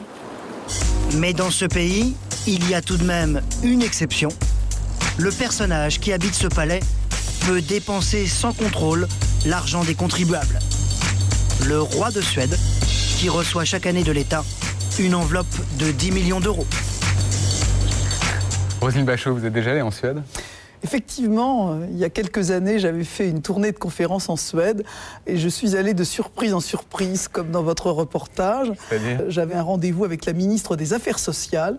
Je rentre dans un ministère qui ressemblait, je sais pas, des HLM françaises sont beaucoup mieux, sol en balatum, les meubles du fameux géant suédois de l'ameublement, gros coussins multicolores. Je rentre dans une salle qui m'apparaît comme une salle d'attente, un salon d'attente, une dame très charmante en jogging mauve, gros sabots suédois me passe un café. J'attendais mon rendez-vous avec la ministre, je trouvais que ça durait un peu et à la fin tout le monde parle anglais en Suède. Je lui dis mais j'ai rendez-vous avec la ministre des Affaires sociales. Elle me dit mais c'est moi. Et cette personne que j'avais prise pour quelqu'un, une employée de maison qui me faisait passer le temps avec un café, c'était bien la ministre. Et là je me suis dit qu'on était vraiment sur une autre planète. Oui, vraiment le train de vie modeste par excellence. Complètement. Mais alors quel effet ça vous a fait ? Est-ce que vous vous êtes senti à l'aise ou vous avez trouvé ça un peu excessif ? Ah non, moi je me suis senti extrêmement à l'aise, dans une démocratie apaisée. J'avais été aussi extrêmement frappé par les méthodes de fonctionnement du Parlement. On voit des jeunes députés femmes venir avec le couffin, avec leur bébé, et le bébé dans le couffin aux réunions du Parlement. Tout ça se passe de façon très simple, très démocratique. Mais non, pas du tout. Avec un fonctionnement d'ailleurs très moderne, qui respecte les rythmes familiaux, alors que très souvent, les dorures de la République vous coupent des réalités, vous vivez des vies absolument de fous, coupés de votre famille. Les Suédois pensent que c'est aussi important pour un homme ou une femme politique de rester finalement dans son environnement normal. Et moi, j'ai trouvé ça très très bien. Je me suis senti bien en Suède. Alors, quand on voit ce train de vie modeste, est-ce que vous pensez qu'il est possible de s'en inspirer en France ? Alors, d'abord, la France a une autre histoire que la Suède. Il ne s'agit pas de calquer tout sur la Suède. On a vu d'ailleurs certaines errances de la Suède. L'absence totale de sécurité des ministres qui a donné lieu à des drames, à des assassinats. Moi, je pense que de ne pas avoir une voiture avec un chauffeur, c'est perdre du temps. Et le temps peut être utilisé pour... Oui, ça peut être un peu excessif. Il y a des choses qui sont excessives en Suède, mais que par contre, il y a des choses à copier. Il me paraît deux choses à copier. C'est quand même la modestie du train personnel des ministres qui ne se confond absolument pas avec leur fonction de représentation. J'ai trouvé très intéressant l'histoire du téléphone. On a un téléphone personnel, il y a un code qui fait que vous payez vos communications. Ça, je trouve ça très bien. Mais quand on connaît les mœurs politiques françaises, est-ce que vous pensez que c'est quelque chose qui peut être accepté alors la deuxième chose que je veux dire, c'est la transparence. On fait les choses, mais ça se sait. Alors est-ce que ça peut être accepté Moi, je crois que ça peut être accepté. Enfin, je dis pas, c'est même pas accepté. C'est attendu par le corps social, cette nouvelle méthode de fonctionner. C'est espéré. Alors, est-ce que ceux qui sont dans le fromage veulent changer ? Mais on doit faire attention parce que si on ne le fait pas, on sera emporté dans un maelstrom épouvantable. Alors, vous parlez de transparence. Effectivement, culturellement, il faut quand même noter que les Suédois considèrent que leurs ministres sont leurs salariés. Alors, quand on regarde ce qui se passe en France, notamment sur les salaires, on s'aperçoit qu'aujourd'hui, un ministre en France est payé 13 700 € brut par mois. Alors, il est imposé sur le revenu, mais en revanche, il a très peu de frais. Son logement de fonction, on l'a vu tout à l'heure, est totalement pris en charge. Ses repas sont pris en charge et tous ses déplacements, train, voiture, avion, sont également payés par l'État. Quand vous êtes arrivé au ministère de l'écologie, est-ce qu'on vous a dit, attention, ces frais sont pour des dépenses publiques, mais en rien pour des dépenses privées? On ne vous dit rien. Vous ne savez absolument pas ce qui va se passer, ce qui relève de vos dépenses personnelles et ce qui relève des dépenses de l'État, ce qui crée d'ailleurs des confusions. On ne vous dit rien? On ne nous dit rien. Donc vous pouvez faire ce que vous voulez? Absolument. Mais moi j'ai tenu par exemple à ce que on me présente à la fin de chaque mois les notes de ce que j'avais consommé. J'estimais que j'étais très bien payé par la République et je remboursais, je faisais un chèque au cabinet chaque mois sur mes consommations personnelles. Il n'y a donc pas de contrôle de vos notes de frais? Non, absolument aucun. Quand on est ministre? Voilà, tout à fait. Et donc il n'y a jamais de sanction alors? Non. Si des choses anormales se passent, je ne pense... Enfin, il n'y a pas de sanction, non, aucune. C'est pour ça que j'en appelle à la transparence et au moins un certain nombre de règles de bonne conduite, une sorte de cahier des charges. Qu'est-ce que vous faites? Vous faites quoi? Vous avez le droit d'utiliser cet argent pourquoi? Est-ce qu'il y a des gens qui exagèrent? Oh, oui, bien sûr, il y a des gens qui exagèrent, oui, tout à fait. Il y a des gens qui font des caprices. Alors, et puis il y a les cadeaux. Tous les ministres reçoivent des cadeaux. Vous en avez reçu ou pas? Ah oui, je dois dire qu'il n'y a pas de visite ministérielle dans le trou le plus perdu sans que vous ayez le livre qui exprime les beautés du lieu, Terre d'art et d'histoire, la médaille, ça va toujours avec, et puis en général un panier garni avec les spécialités gastronomiques locales du terroir, les tripous d'hiver, la bouteille de vin. Alors, je gardais le livre, j'ai plusieurs cartons de livres, j'ai gardé les médailles qui sont dans une bibliothèque et puis je distribuais à mes collaborateurs les choses qui m'étaient données. Je dois dire que je n'ai jamais eu de cadeau de valeur. Alors là est-ce qu'il y a une règle ou c'est comme pour le reste des notes de frais? Est-ce qu'il y a une obligation de rendre les cadeaux ou vous pouvez en faire ce que vous voulez? Alors, je m'étais fixé une règle personnelle quand j'étais député, où on m'offrait aussi des cadeaux, comme à un homme ou une femme politique, à tout homme ou femme politique. Tout cadeau qui avait pour moi une valeur que j'estimais à l'époque à plus de 1000 francs, c'est-à-dire 150 €, je le renvoyais à son destinataire. Eh bien, c'est à peu près ce qui se passe notamment en Angleterre. Les ministres sont obligés de rendre tous les cadeaux qui dépassent 200 €. Et s'ils veulent garder les cadeaux, eh bien, ils doivent rembourser la somme. Alors, par exemple, Tony Blair avait reçu une caisse de vin de la part de Bernard Arnault, le patron d'LVMH. Cette caisse de vin valait plus que 200 €. Il a refusé de la garder pour lui. En revanche, le Premier ministre anglais a payé 500 € de montres qui lui avaient été offertes par le gouvernement italien. 500 € qui sont allés dans les caisses de l'État britannique.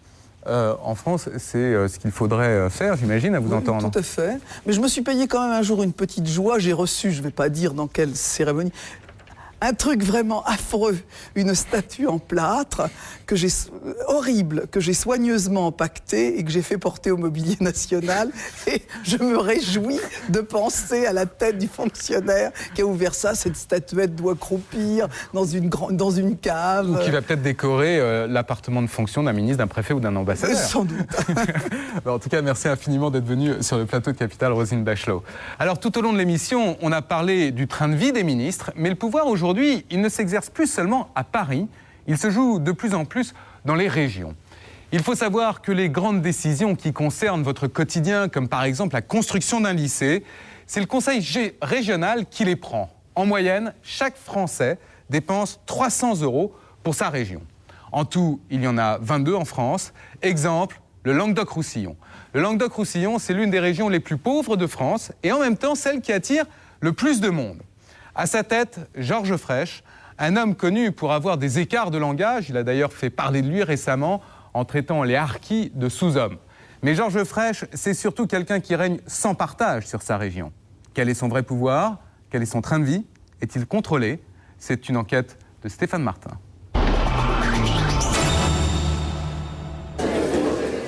Ces jours d'assemblée plénière au Conseil régional Languedoc-Roussillon. Le président Georges Frêche, 67 ans, salue son monde. Ça va, Jean-Pierre ? Oui. Chers collègues, si vous voulez bien vous asseoir, nous allons commencer cette séance du vendredi 3 février à 9h30. Il ouvre la séance en musique.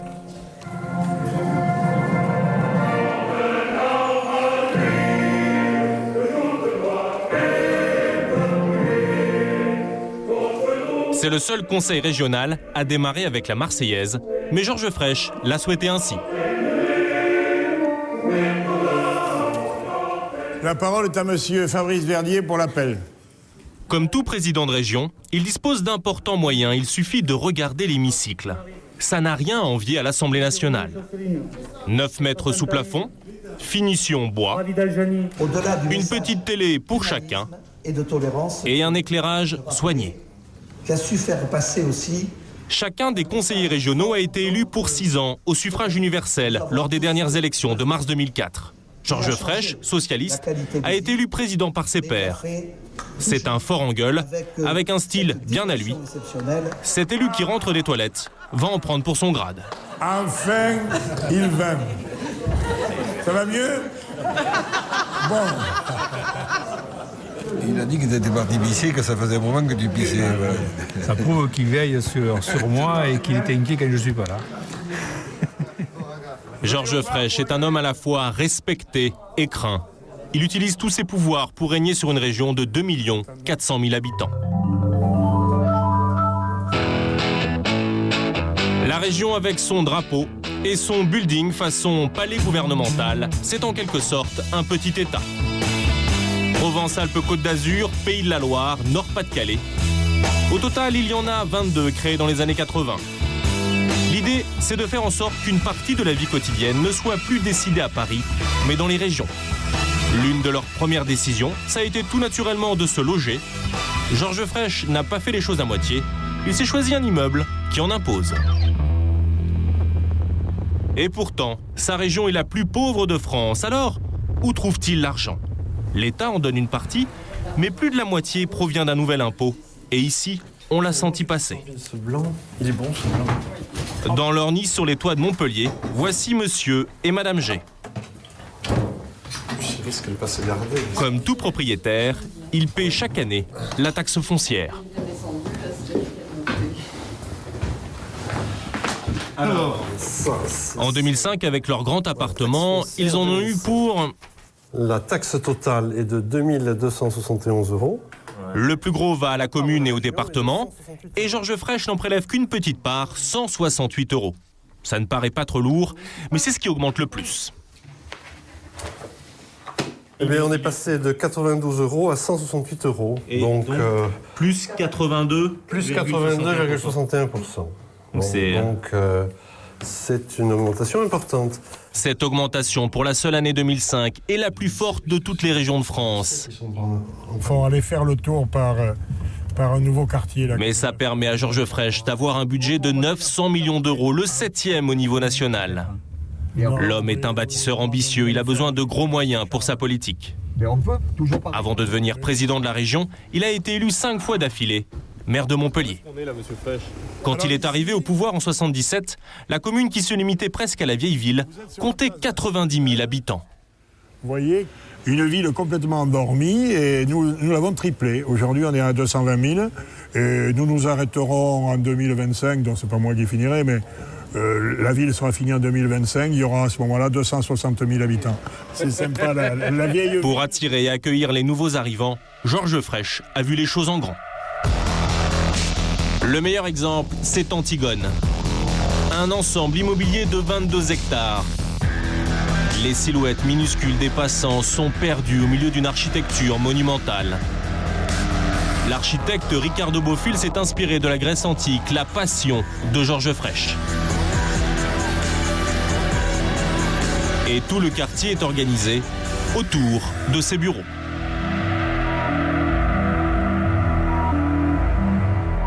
Donc ici, vous avez un axe dans lequel il y a la mairie, derrière cet immeuble.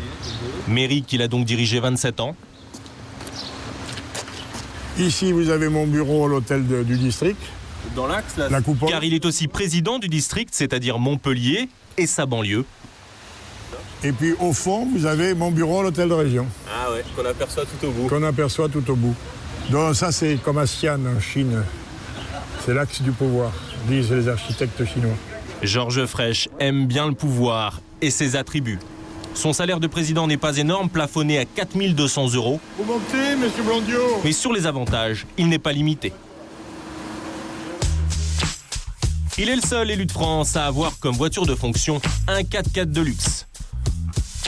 Conduite par son fidèle chauffeur, la voiture a coûté 53 000 €. Application ronce de noyer et sellerie cuir comprise. Votre véhicule de fonction a fait jaser, hein? Oui, il faut bien faire jaser sur quelque chose. Je vous dirais que je l'ai pris, c'est parce que j'ai mal au rein et que c'est un endroit où je suis très bien. La région a déboursé 10 000 € de plus que pour la classique 607 d'un président. Mais la loi n'interdit pas ce genre de petite folie. Bon, alors ici, vous avez un bureau qui est assez vaste parce que c'est quand même une salle de travail. Bien sûr. À l'hôtel de région, s'il n'a pas d'appartement de fonction, son bureau est digne de celui d'un PDG de multinationale. Quand il y a des réunions, vous voyez, je peux... Au moins 80 mètres carrés qu'il a totalement refait à son arrivée pour les mettre à son goût. Il y a encore une autre pièce là-bas où j'ai des documents importants que je distribue. Vous avez une idée de ce que ça a coûté de le faire refaire? Est-ce que c'est des choses que vous avez en tête? Non. Non. Non, ça ne m'intéresse pas. Il ne sait pas combien ça a coûté, mais un détail est parlant. On va aller voir les toilettes, ça c'est extraordinaire. Oui, mais ça peut... Dans les toilettes, le porte-balayette est signé Philippe Stark, un grand designer. Écoutez, c'est ça. Je vois pas, regardez, je vois pas ce qu'elles ont de richissime. Et il a coûté, tenez-vous bien, 396 €. Oui, mais moi, on en aurait mis un autre. Moi, je m'en fous. Ça m'intéresse pas. C'est pas vous qui décidez, ça? Non, c'est pas moi qui ai décidé. Ils ont mis ça là. Ils auraient mis un porte-balayette qui valait 3 sous, que ça aurait fait pareil. D'ailleurs, je m'en sers pas de la balayette. Et qui c'est qui décide ça, alors? Ça, on a confié ça à une dame qui est styliste. Qui a pris en main l'aménagement du bureau. Moi, j'ai été amené... On m'a demandé à un moment si j'étais d'accord globalement. J'ai dit oui, sur l'aménagement global. Comme pour la voiture, ce type de dépense n'est pas limité par la loi. Et elle est difficilement repérable, noyée dans une ligne du budget intitulée « Travaux de bâtiments ». Le budget, c'est l'arme absolue des présidents de région. Et ici, personne ne viendra lui chercher noise. Avec les gens de son parti, le PS... Il est allié aux communistes, comme l'ancien ministre Jean-Claude Guessot, et aux Verts, comme ce monsieur à côté, Yves Pietrasanta. Au total, ça lui fait une majorité absolue de 64%. Des alliés qu'il caresse dans le sens du poil. La majorité régionale, on a vraiment la chance, dans cette région, d'avoir des Verts. Les Verts sont toujours sympathiques, mais généralement blablateurs.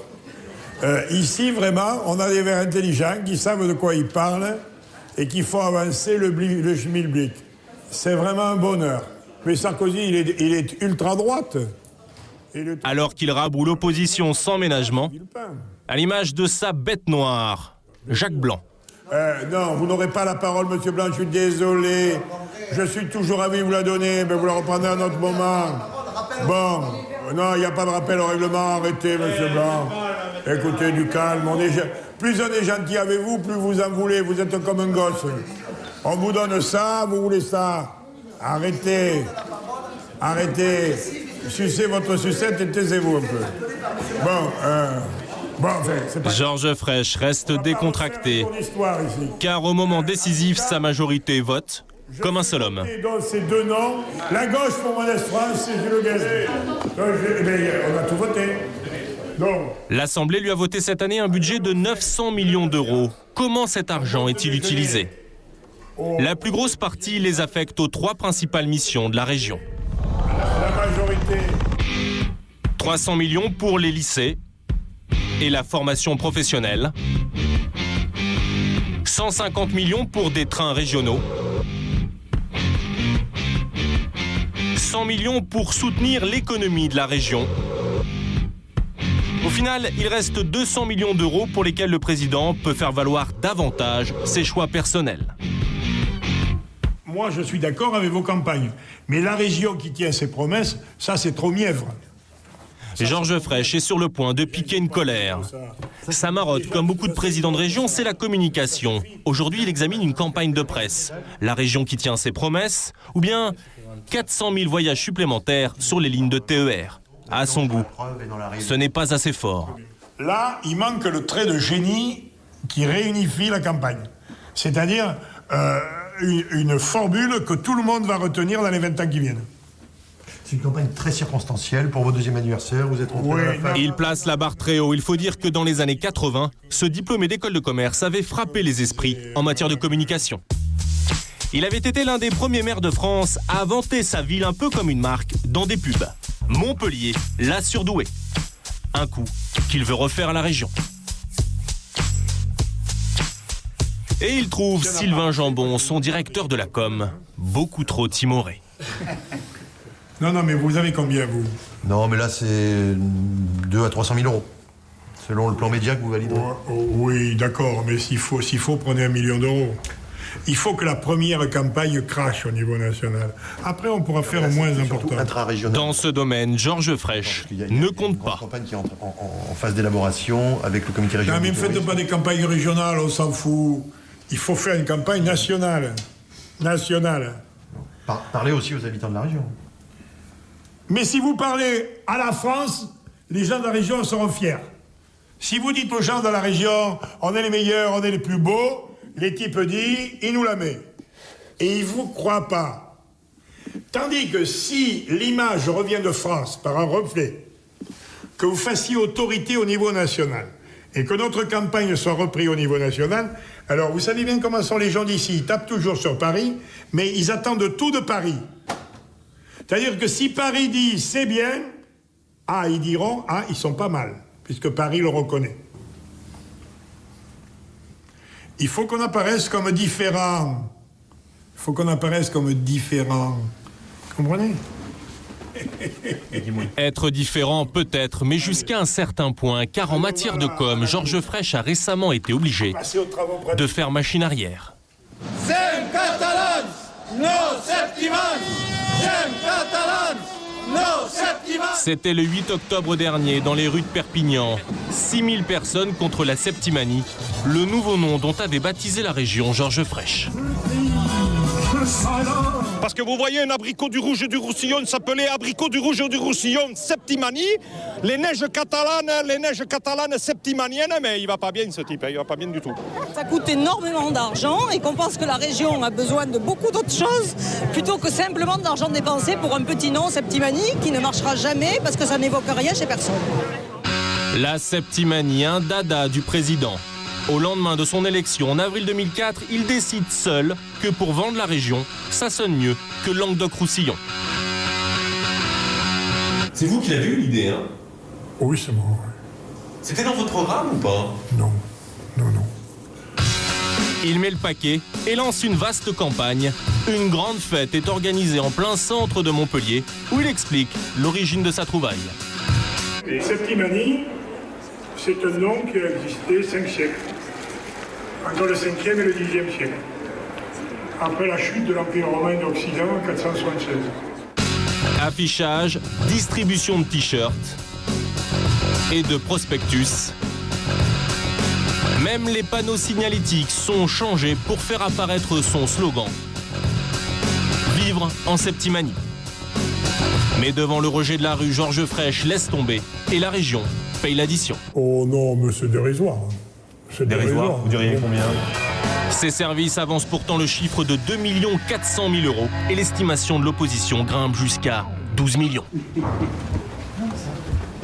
Pour mettre en musique ses trouvailles, il dispose d'un service de 26 personnes doté de 8 millions d'euros par an, le plus gros budget com régional par habitant en France.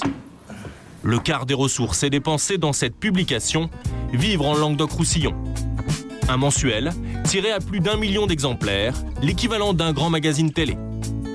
On y parle des grandes réalisations de la région, mais la vraie vedette, c'est Georges Frêche. C'est janvier. Monsieur Frêche en une? Oui, c'était la seule fois. C'est la seule fois. Il se trouve que c'était pour le lancement du premier chantier de l'un des 9 lycées neufs qui seront construits sur le Mandat. Une seule fois à la une, mais omniprésent à l'intérieur. Le journal s'ouvre systématiquement par son éditorial de 2 pages avec photos. Puis plus loin, le voilà de nouveau. Il apparaît dans chaque numéro, au moins 4 fois. Quant à l'opposition, elle doit se contenter d'une demi-page sans photo, le minimum prévu par la loi. Mais cela étant, ce ne sont pas des gens qui participent à l'exécutif. Ils n'ont pas d'interview, de page, de... Non. La communication, c'est un peu sa danseuse, son arme stratégique. Allez, merci à vous. Ce sont les subventions qu'il distribue. Ce soir, il va à Sète, une ville à laquelle il a versé 400 000 € pour la construction d'un gymnase. C'est l'inauguration, un type d'événement qu'il ne manque, sous aucun prétexte. C'est important de vous montrer comme ça une inauguration. Exactement, parce que les gens, ils vous identifient comme ayant participé à une action bénéfique. C'est la seule chose qu'il en reste, parce que les gens, ils ne se souviennent pas combien vous avez donné, ni rien, ils se souviennent que vous y étiez. 500 personnes ont été invitées. Comme à son habitude, dans son discours, Georges Frêche n'oublie pas de rappeler aux habitants qui leur a donné l'argent. Agglomération.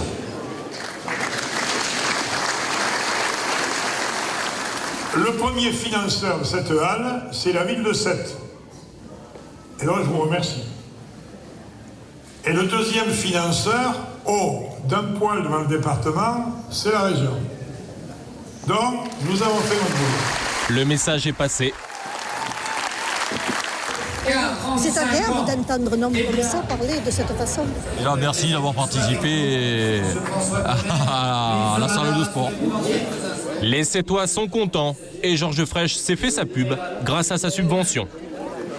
Une pêche aux voix qui est encore plus manifeste pour les associations. Il en subventionne beaucoup, y compris les plus discrètes. Par exemple, le 2 décembre dernier, Georges Frêche a fait voter au Conseil régional 60 000 € pour l'association Centre culturel montpelliérain, sans plus de précision. Une association pas tout à fait ordinaire. Elle est installée dans cette grosse bâtisse aveugle, sans aucun nom ni inscription. C'est en fait un regroupement de loges franc-maçonnes. Le triangle, c'est leur symbole, une sorte de club discret où l'on débat de sujets de société. En général, ils se financent eux-mêmes, sauf à Montpellier, où ils touchent des subventions. Alors pourquoi Georges Frêche est-il si généreux avec eux? Jean-Claude Dana est lui-même franc-maçon à Montpellier. Il a décidé de dénoncer à visage découvert ce qu'il estime être un marchandage. Alors qu'il était encore maire de Montpellier, Georges Frêche avait déjà attribué aux francs-maçons une subvention, cette fois-ci de 150 000 € pour la rénovation de leur bâtisse. C'était en février 2004, juste avant les élections régionales. Là, il est clair qu'il y a un lien très fort entre la rénovation de ce temple et le soutien au régional. On doit soutenir Frêche parce qu'il aide les francs-maçons, il leur permet d'avoir des fauteuils confortables, il leur permet d'avoir un joli temple, de beaux éclairages, la climatisation. Est-ce que c'était exprimé oui, tout à fait. Et qu'est-ce qu'il disait? Il disait qu'il faisait beaucoup pour les francs-maçons et qu'il fallait leur envoyer l'ascenseur. Il le disait clairement, ça? Tout à fait. Est-ce qu'il, des fois, il l'a écrit? Est-ce que des non, fois, jamais. Non. Non, il est quand même pas stupide à ce point-là. Georges Frêche reconnaît lui-même le but électoral de ses subventions aux francs-maçons. Mais alors, je vais vous dire, cher ami, mais vous en faisiez des portes ouvertes. Tout ce que fait un homme politique, c'est pour avoir des voix. Donc vous faites aussi ça pour qu'aux élections, ces gens-là vous soutiennent, les francs-maçons bien sûr. Mais bien sûr. Mais tous les francs-maçons ne soutiennent pas. Écoutez, je n'ai pas fait d'études spécifiques. Je pense qu'il y a 60% de francs-maçons qui votent pour moi et 40% qui votent contre. Une technique qu'il applique à beaucoup d'associations et qu'il a aidé à asseoir son pouvoir depuis 30 ans. N'a-t-il pas été tenté, parfois, d'en abuser? Ses détracteurs lui reprochent bien une petite entorse à la loi. L'affaire a comme décor le beau quartier de Montpellier à Aiglongue. Georges Frêche vit dans cette jolie maison avec piscine, dont il est propriétaire. C'est confortable, mais il n'y a rien de fastueux. Tout ça est classé, donc c'est inconstructible. La plus grande partie de sa propriété se trouve dans ce qu'on appelle une zone boisée classée. C'est chez vous, là? C'est un coin de forêt typique de la région et protégé. Voilà, là, vous voyez, vous avez des chênes lièges. D'accord. Ce qui est extrêmement rare à Montpellier. Dans cette zone, selon le règlement disponible à la mairie, il est interdit tout mode d'occupation du sol de nature à compromettre la protection ou la création des boisements. Le problème, c'est que la piscine de Monsieur Fraîche est en plein dans la zone. Nous avons pu le vérifier sur ses documents officiels. Le bassin est bien au milieu de la zone classée, symbolisée par ces petits cercles. C'est pourtant strictement interdit. Comment cela a-t-il été possible? Selon le cadastre, il y a votre piscine dans cette parcelle qui est un espace boisé classé non constructible. Comment ça se fait qu'il y ait une piscine dans un espace boisé classé où normalement on ne peut rien construire? Moi j'ai demandé le permis de construire ou la piscine, je l'ai eu. D'accord, mais la piscine est dans l'espace boisé, là, regardez, sur le cadastre. Oui, écoutez, alors là vous me l'apprenez. Je suis ravi. Alors après je vais vous écouter, je ne vais plus aller me baigner. Non, vous en faites pas, je continuerai à aller me baigner. C'est étonnant, mais il a en effet obtenu un permis de construire, en bonne et due forme. La seule petite différence avec Monsieur Tout-le-Monde, c'est que le maire en question qui l'a délivré, c'était lui. Bibé? Bibé, oui. Allô, la mairie de Montpellier? Oui, bonjour, Monsieur Fraîche à l'appareil. Je voudrais Monsieur Bibé au permis de construire. Pour trouver une explication, il appelle le directeur des permis de construire à la mairie. Pour faire une piscine. Alors il me dit, vous n'auriez pas le droit. Qu'est-ce que vous en savez, vous? Dites-moi. Au bout du fil, le fonctionnaire reconnaît qu'il y a un problème, mais se retranche derrière les services de l'État qui ont aussi validé le permis de construire. Quels que soient les responsables, Georges Fraîche n'aura pas à détruire sa piscine. Les faits sont trop anciens pour être jugés.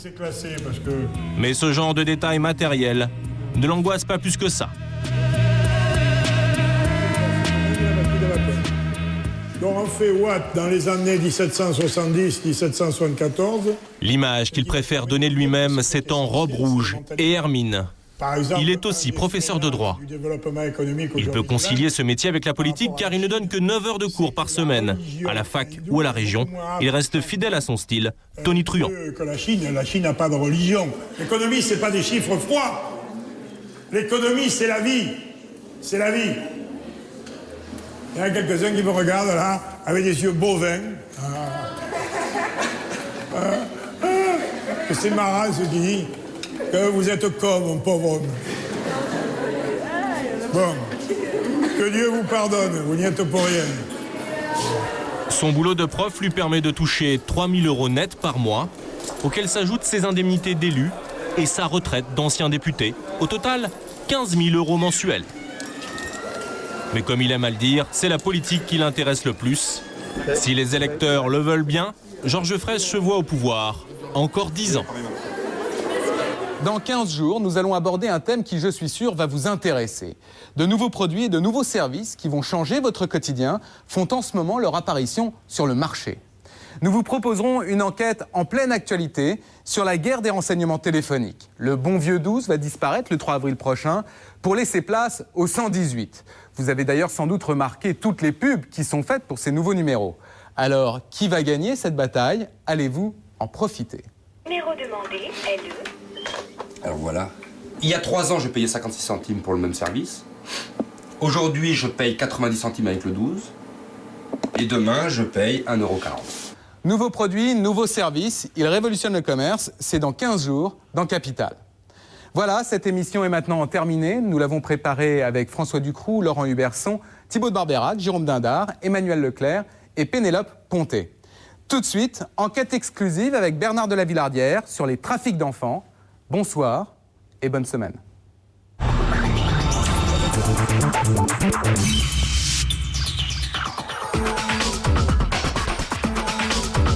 Réagissez à l'émission dans le Forum Capital sur m6.fr.